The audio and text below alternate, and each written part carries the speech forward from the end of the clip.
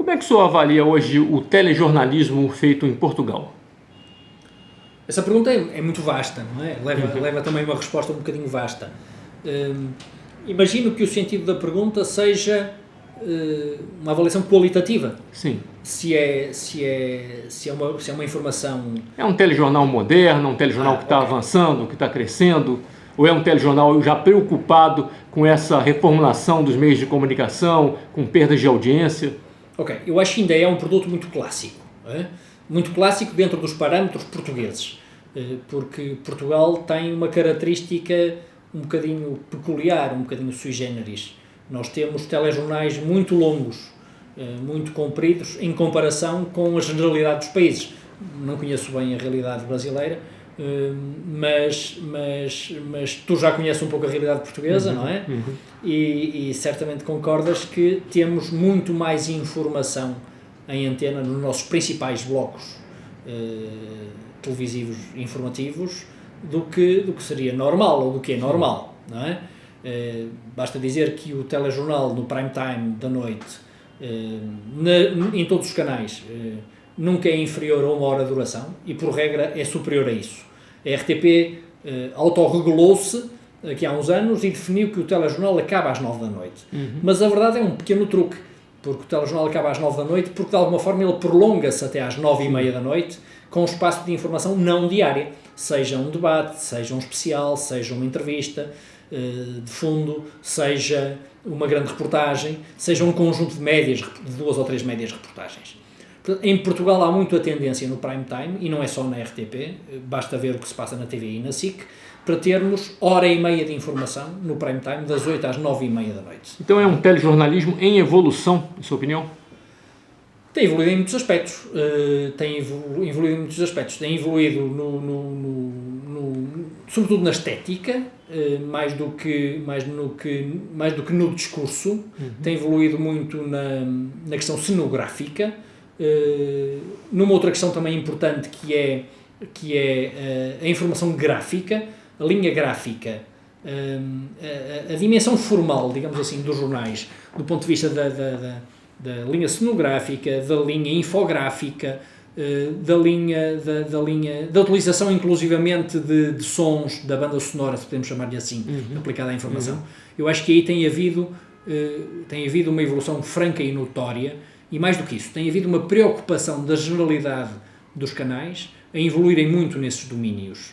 E depois a concorrência é evidente. Se um procura melhorar um aspecto, o outro vai atrás, não é? Agora, dentro desse panorama do telejornalismo português, qual é o papel hoje da RTP, quer dizer, a emissora pública, e especialmente do telejornal, o jornal do horário nobre da RTP?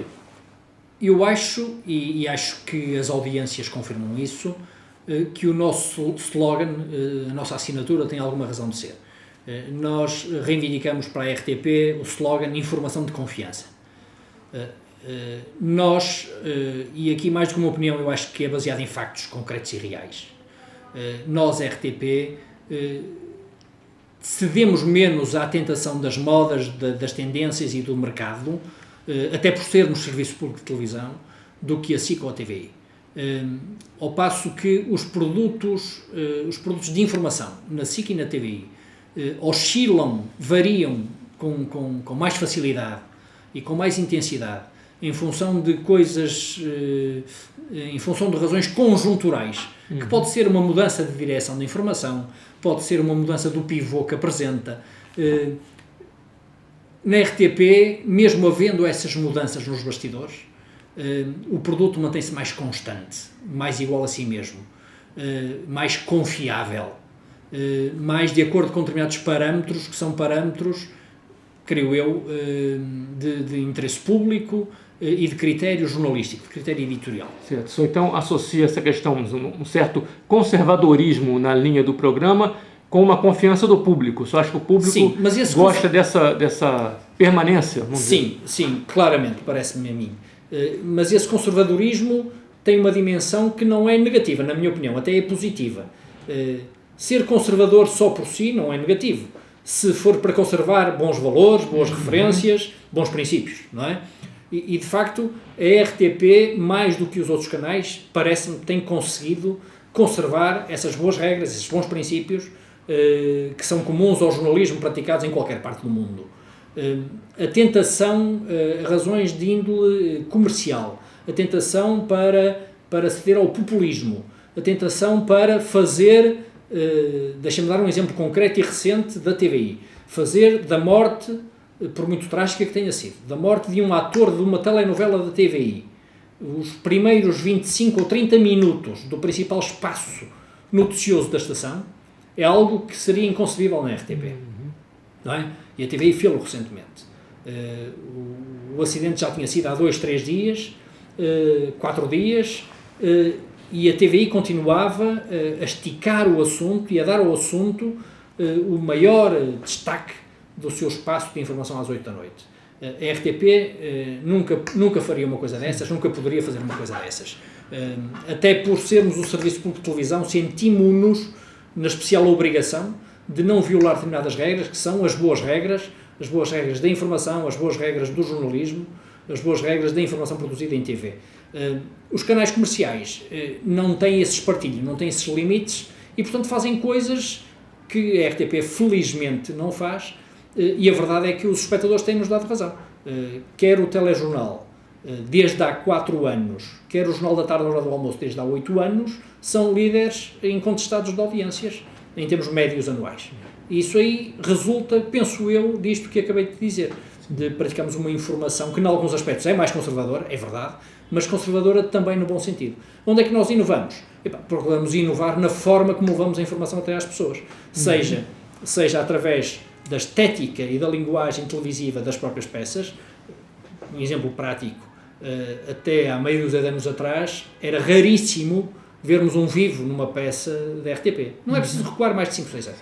Era raríssimo haver um vivo do jornalista, autor da peça, na sua própria peça. Hoje é uma coisa vulgar e às vezes até demasiado vulgarizada. Às vezes temos que ter algum controle sobre esse excesso, mas hoje é natural, perfeitamente natural, numa peça da RTP, o jornalista dar a cara na sua própria peça e aparecer no meio, no fim ou no meio da sua peça a fazer um vivo. Isto era uma coisa que há meio dúzia de anos não acontecia na RTP. Tínhamos um jornalismo, desse ponto de vista, muito cinzento, muito fechado, num paradigma do que se fazia na televisão há 20 ou 30 anos atrás. Hoje ele é mais dinâmico? Hoje é mais dinâmico, hoje é mais vivo, hoje é mais alegre desse ponto de vista. Tem havido essa evolução, claramente. Tem havido, falávamos há pouco off the record, antes da câmara estar ligada, tem havido uma evolução muito grande na questão da cenografia. Inclusivamente com a introdução da cenografia virtual também na nossa informação, no nosso canal generalista e na nossa informação diária. Por exemplo, o Jornal da Tarde, a hora do almoço, porque é feito e emitido a partir do Porto, e o nosso estudo de informação desde há um ano é um estudo integralmente virtual. O Jornal da Tarde também ele é integralmente virtual. As pessoas podem não se aperceber disso em casa, até porque não dominarão estas tecnologias ao pormenor, e porque nós estamos com uma linha cenográfica em que procuramos no virtual, de alguma forma, reproduzir um pouco a iconografia, a linguagem gráfica do telejornal, que é feito num outro estúdio, em Lisboa, e num estúdio que não é virtual, é cenografia tradicional, é uma cenografia clássica. Nós procuramos reproduzir um pouco isso nesta nova linha cenográfica virtual que temos aqui no Porto, e as pessoas provavelmente não se apercebem disso em casa. Mas por exemplo, o nosso Jornal da Tarde é feito integralmente em cenografia virtual, que é uma coisa que não é muito comum na informação dos canais generalistas, como certamente sabes, não é? O que a TV digital terrestre em Portugal, a TDT, muda para os telejornais generalistas? Nós ainda não sabemos muito bem o que é que vai ser em concreto a TDT em Portugal. Há umas ideias que já foram sendo publicitadas, mas a verdade é que ainda há muitas dúvidas no ar sobre, em concreto, o que vai ser a TDT em Portugal. Porque, por exemplo, a interatividade, de modo geral, ela é apontada como uma das características-chave de uma promessa da TV digital, isso em termos mundiais, né? Quando se fala em TV digital, se fala, entre outras características, a mobilidade, a portabilidade e a interatividade. Mas aqui em Portugal parece que a interatividade não estaria muito associada à ideia da TDT. Pois, há aqui duas questões, ou melhor, essa questão pode ser vista num duplo plano. E quer num caso, quer noutro, vamos chegar se calhar à mesma conclusão.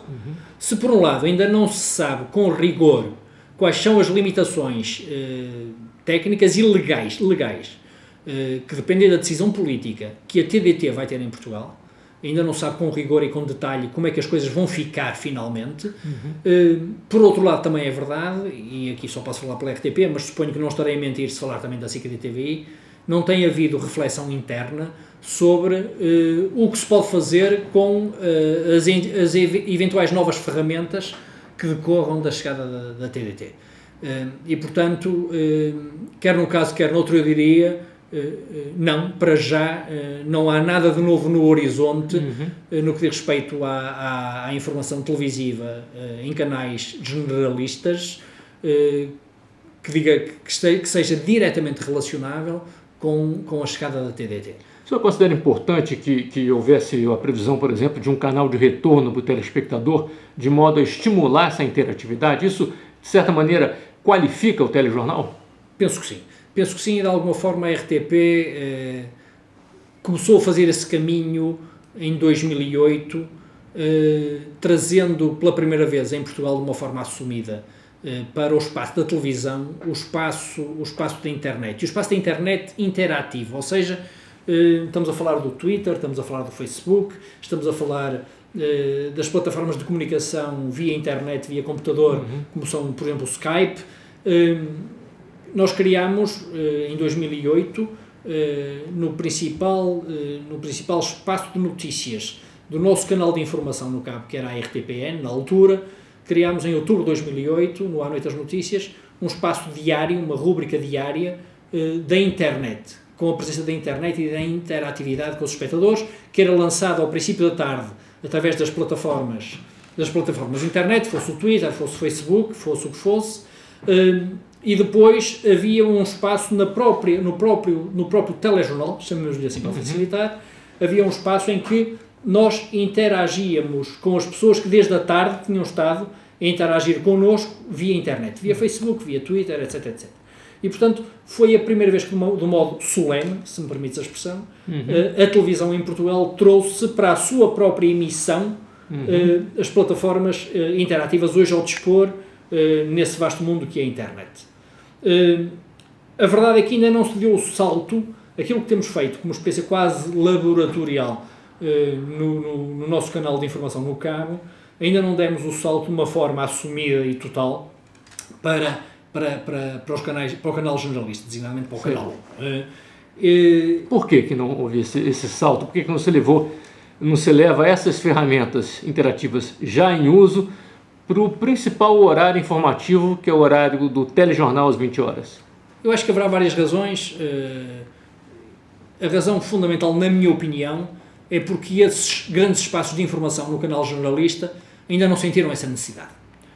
Quando sentirem essa necessidade, certamente falo-ão, porque pontualmente já recorrem a essa interatividade. Quando há uma grande tragédia e não há imagens, não há feeds internacionais, não é? A Reuters não forneceu as imagens que a gente precisava, não há nenhuma televisão parceira nossa que tenha imagens para nos ceder ou vender. Nós próprios não obtivemos essas imagens porque a nossa delegação ou o nosso correspondente nesse sítio não existem. Aí as televisões, SOS, ligam as campainhas e as luzes vermelhas e passam mensagem por todo o lado a dizer: mandem-nos as suas fotografias, mandem-nos os seus vídeos. E então aí sim, nos telejornais da noite também aparecem mensagens para os telespectadores, mandem que a gente mostra.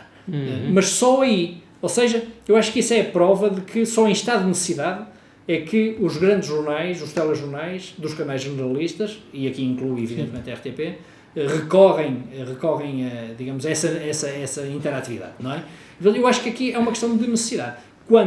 E a necessidade em televisão é muito dominada pelas audiências. Não tenhamos ilusões sobre isso, nem sejamos hipócritas. O que determina a necessidade em televisão são as audiências. E, portanto, quando os telejornais perceberem que estão a perder audiências porque estão a enquistar-se, porque não estão a ser capazes de se modernizar, não estão capazes de se adequar aos tempos modernos e não estão a dar aos espectadores aquilo que os espectadores querem, aí os telejornais vão sentir a necessidade de fazer aquilo que no cabo já está a ser feito. Porque a verdade é essa também. quando no cabo isto começou a fazer-se, e eu citei há pouco o caso da RTP em outubro de 2008 ter criado um espaço próprio para esse efeito no À Noite das Notícias, foi também por necessidade, porque estávamos a inventar ou a reinventar modos de conquistar novos espectadores e, portanto, pareceu-nos que aquilo era também um contributo para isso. E, portanto, não foi apenas porque, movidos das mais nobres intenções, resolvemos abrir a nossa antena aos espectadores, foi porque tínhamos necessidade que os espectadores viessem ter connosco, para ficarem connosco, para os fidelizarmos.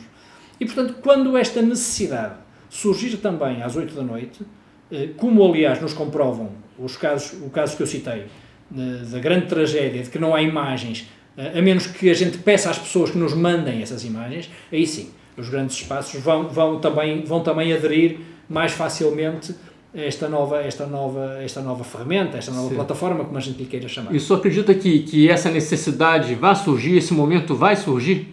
Esse espaço para o telespectador tende a aumentar no telejornal das 20 horas? Acredito que sim, porque há sinais de que as coisas estão a mudar em Portugal, no espectro televisivo, desde o final do verão deste ano. Os dados ainda não permitem tirar conclusões muito científicas, mas há indícios fortes de que a televisão generalista em sinal aberto está a perder espaço de uma forma galopante para os canais da televisão segmentada, a televisão que emite sobretudo no cabo, não é? E, portanto, esta segmentação corresponde também a uma alteração do perfil dominante das audiências, com uma importância crescente da população mais jovem, mais instruída, mais de zonas urbanas.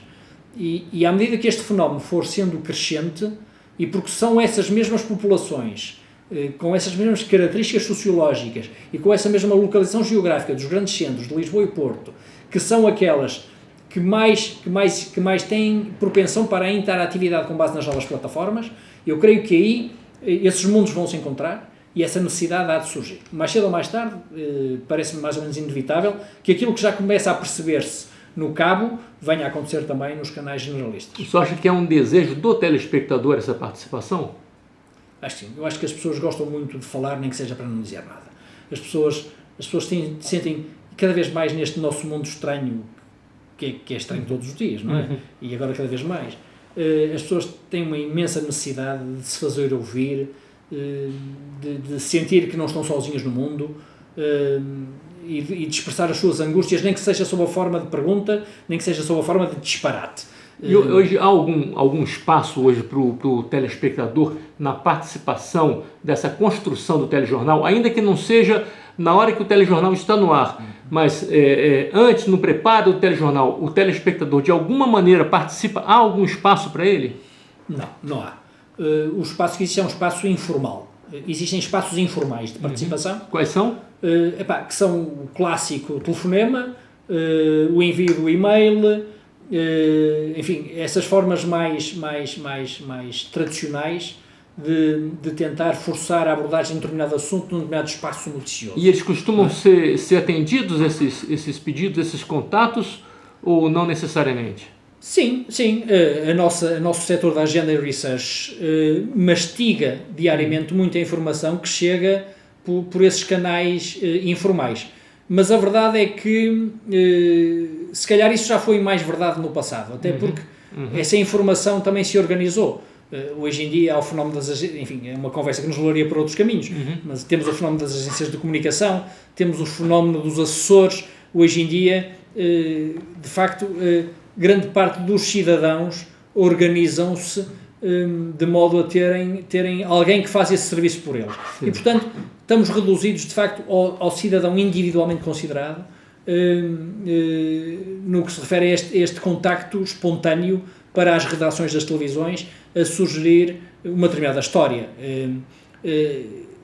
Esses canais continuam a existir, de alguma forma amplificaram-se com a existência de páginas no Facebook e com endereços de Twitter por onde as pessoas podem utilizar também para fazer chegar, digamos, à RTP, neste caso à RTP, as suas propostas, as suas sugestões, mas do outro lado, do lado de quem tem que conceber os espaços para depois os emitir, eu diria que ainda não há essa preocupação inscrita. Ainda são muito ainda são muito as plataformas tradicionais e a organização clássica de produção dos jornais que vigora não só na RTP como nas outras estações.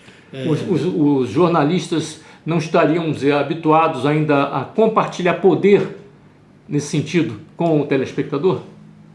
Eu acho que é sempre difícil, seja o jornalista, seja quem for, compartilhar poder, seja com quem for. Não é? A partilha do poder é uma coisa que não é da natureza humana. Mas a interatividade, de certa maneira, não pressupõe uma partilha de poder e de tomada de decisão? Pelo menos sim. Nos moldes onde é possível hoje ver a interatividade, que seria o exemplo da internet? Sim, é verdade. Mas também é verdade que na televisão, de modo geral, esse fenómeno ainda não existe na sua plenitude. Não existe. Existem espaços no cabo que nos fazem acreditar que a gente pode chegar um dia a esse patamar, a esse estádio, mas ainda estamos longe disso. Eu acho que as televisões são muito egoístas, não é? No sentido de que as audiências, em última instância, determinam quase tudo, não é?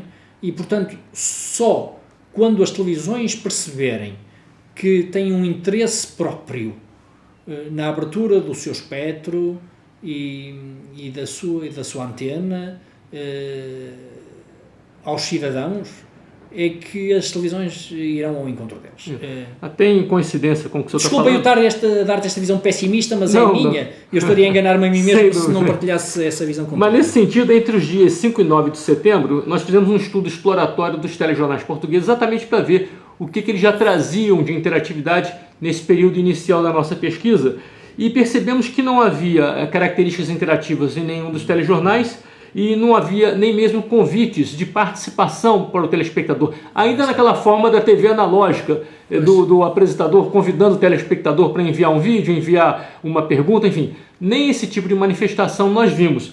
No caso da RTP, do telejornal especificamente, percebemos que não havia nem mesmo alusão à internet, como já é clássico no final dos telejornais aparecer a marca com o endereço da emissora na internet, nem mesmo havia. Isso é proposital? É estratégico? Não, isso é resistência. Muito honestamente, isso é resistência. Da emissora ou dos jornalistas? Muito da equipa que faz aquele produto em concreto. Não quero estar aqui a crucificar nenhum colega meu, mas nós temos grande dificuldade, designadamente no telejornal, mesmo para promover, por exemplo, programas, entrevistas, debates que tenhamos no nosso canal, no canal de notícias 24 horas. Mesmo isso é muito difícil. Se nós não conseguimos, no próprio telejornal, garantir tempo de antena, se me permites a expressão, para o nosso canal 24 horas, imagina a dificuldade tanto maior de garantir a participação dos espectadores nesse mesmo espaço, não é? Não sei se fui claro. Se calhar não posso ser mais claro do que isto. Mas, de facto, há uma dificuldade objetiva nos espaços clássicos da informação, que são, desde logo, os telejornais das 8 da noite. Há uma dificuldade objetiva em penetrar naquela torre de marfim. Além dessas dificuldades que a gente poderia classificar, então, como culturais ou editoriais, há dificuldades terceiras. Não sei se a expressão no Brasil também pode ser utilizada enquanto tal. Razões interesseiras, razões que vêm do egoísmo de quem não sente necessidade de o fazer. É uma resistência cultural, de certa maneira. É uma resistência cultural da cultura profissional. Decorre de uma ausência de necessidade. Eu volto a frisar esse aspecto que eu acho que é fundamental. Enquanto os telejornais, e aqui não estou a falar de facto só da RTP, sentirem que podem fazer o que fazem hoje, como faziam há 10 anos atrás, sem que isso lhes retire audiências, não se vão preocupar com isso.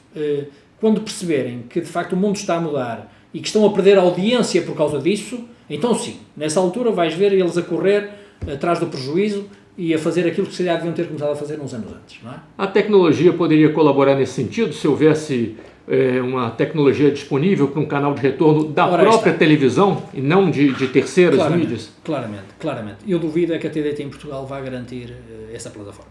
Do que se sabe, duvido que a gente venha a ter essa ferramenta ao dispor na televisão digital terrestre. Agora, em tese claramente que isso facilitava as coisas porque ia criar, nem que fosse por decisão política e técnica, ia criar essa necessidade. Sim. O canal está ali e ele tem que ser utilizado para esse fim, não é? E de modo geral, você acha que a internet já influencia a linguagem da televisão, ou tende a influenciar? Isso. Aí acho que sim. Aí acho que... Em que aspectos que o senhor vê isso? Desde logo no ritmo, no fluxo noticioso e na impressão de um determinado ritmo. Hoje em dia há uma nova geração de jornalistas que eu acho que era impensável viverem sem internet. E portanto quem vive com a internet necessariamente tem que depender dela. E basta entrar numa redação qualquer dos nossos tempos contemporâneos para perceber que a internet comanda a vida. Comanda a vida nessas redações. Hoje em dia há uma permanente monitorização do que se passa em alguns sites da internet, porque a internet é um mundo, enfim, tão vasto quanto o universo, não é? E, portanto, quando falamos da internet, estamos certamente a falar de escolhas muito específicas. Mas desse ponto de vista, não sei se a pergunta era nesse sentido. Sim. Desse ponto de vista, a internet hoje tem um peso muito grande no cotidiano dos jornalistas em Portugal e no mundo, não é? Vocês têm uma experiência no site da RTP, especificamente do telejornal, e agora também junto a uma TV a cabo, que é o Meu Telejornal. O senhor poderia falar um pouquinho sobre essa experiência, como é que ela tem sido aceita pelo público? Sim, o Meu Telejornal foi uma criação da anterior direção de informação, e particularmente do anterior diretor da informação, o José Alberto Carvalho, que hoje está na TVI, e que sempre teve uma enorme preocupação com as novas tendências, com as novas tecnologias, com as novas plataformas, e sempre procurou que a RTP fosse pioneira numa série de apostas que foi fazendo. E, portanto, não por acaso foi na altura dele que nós criámos o tal espaço que eu já te falei, no À Noite das Notícias, um espaço exclusivamente dedicado à interatividade com os espectadores via internet, em que esse espaço passou a existir na própria informação televisiva, que era uma coisa que nunca tinha acontecido até então em Portugal. E foi também o José Alberto Carvalho que influenciou a área de multimédia da RTP a sugerir ao espectador que fosse ele próprio a construir o seu alinhamento. No fundo,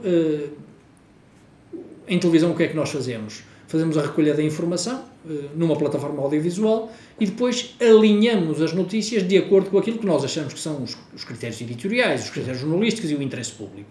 Mas por que não dar essa prerrogativa, dar esse direito também ao espectador?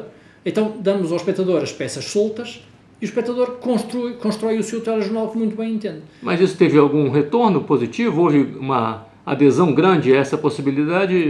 Os números dos meus colegas da multimédia dizem que sim, ou seja, isso foi acompanhado de uma renovação na altura do próprio site da RTP e, portanto, o número de pessoas que entraram em contacto com a nossa página e com a informação da RTP em concreto, no site da RTP, cresceu bastante. Não tenho números concretos, sim, mas recordo perfeitamente que na altura, isto já lá vai há algum tempo, talvez 2 anos, a criação do Meu Telejornal talvez tenha 2 anos, não estarei a errar muito se disser que foram 2 anos, mas na altura os números foram francamente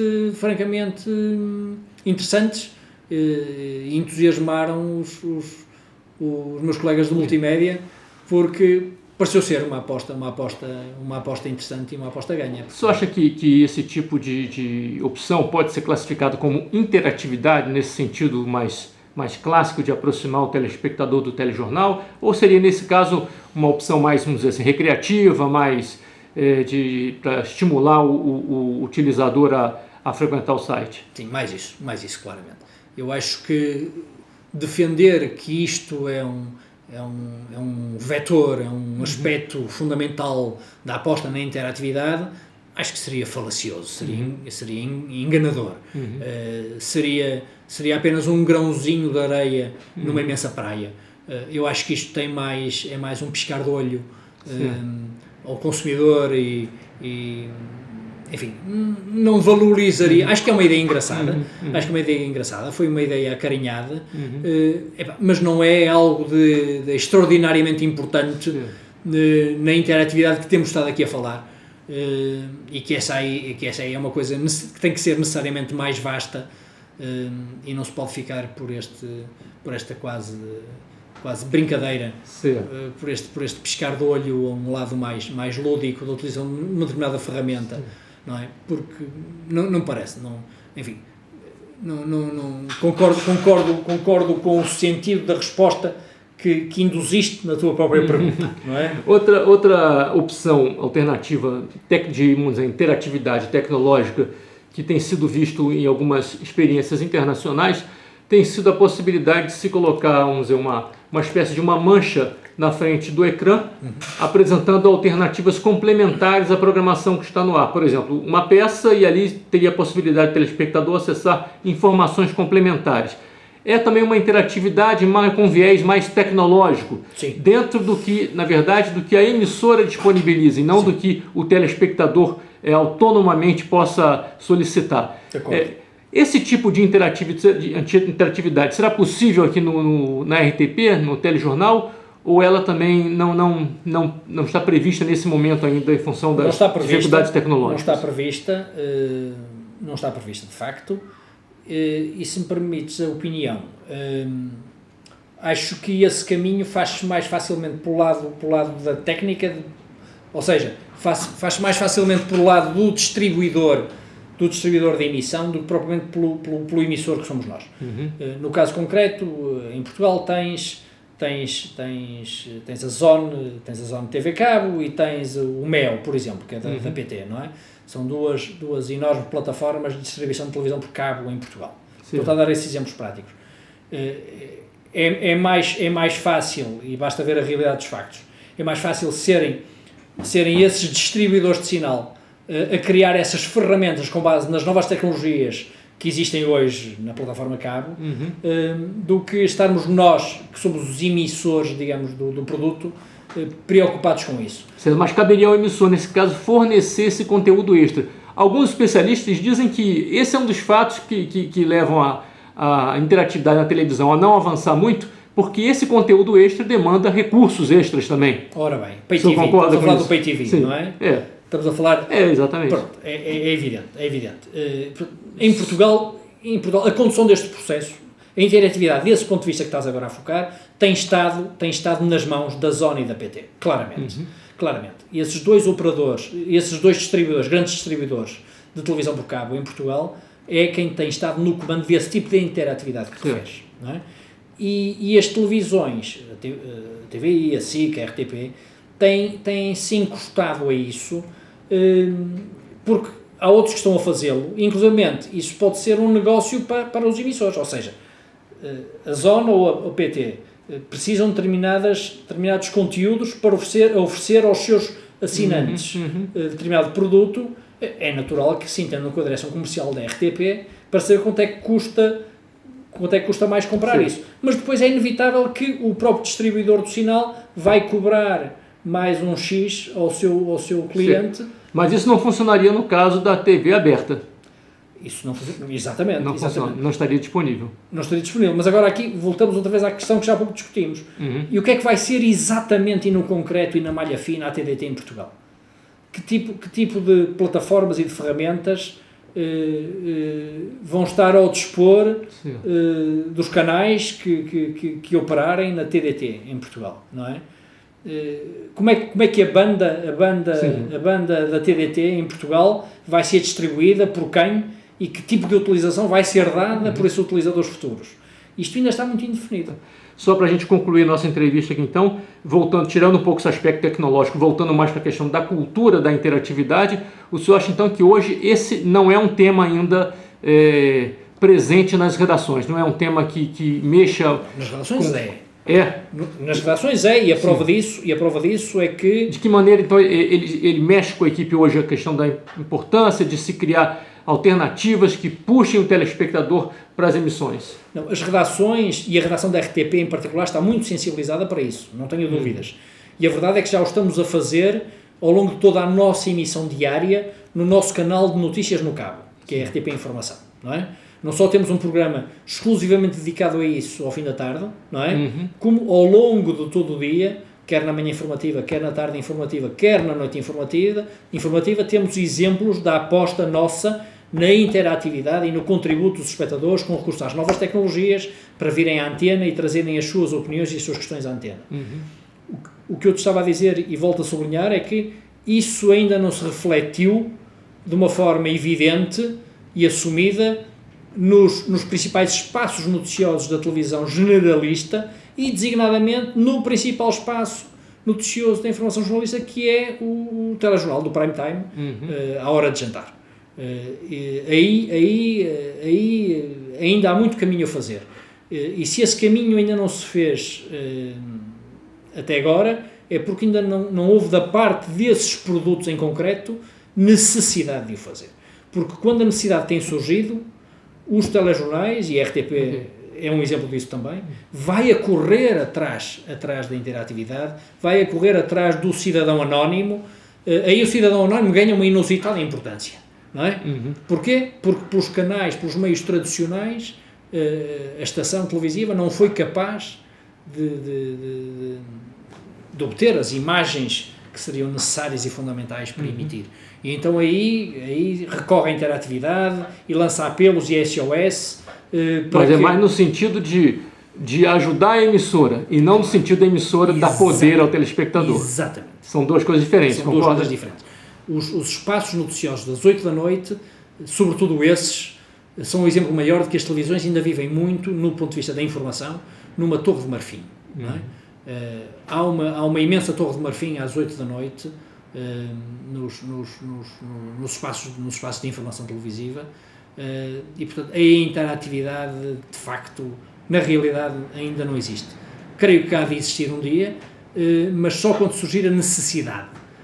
Enquanto as audiências não criarem essa necessidade, eu acho que essa interatividade, do ponto de vista da informação e do ponto de vista cultural, não irá acontecer e ficaremos por essa interatividade tecnológica que se paga nas plataformas de distribuição de televisão por cabo ou da futura televisão digital terrestre. Ok. Muito obrigado pela entrevista.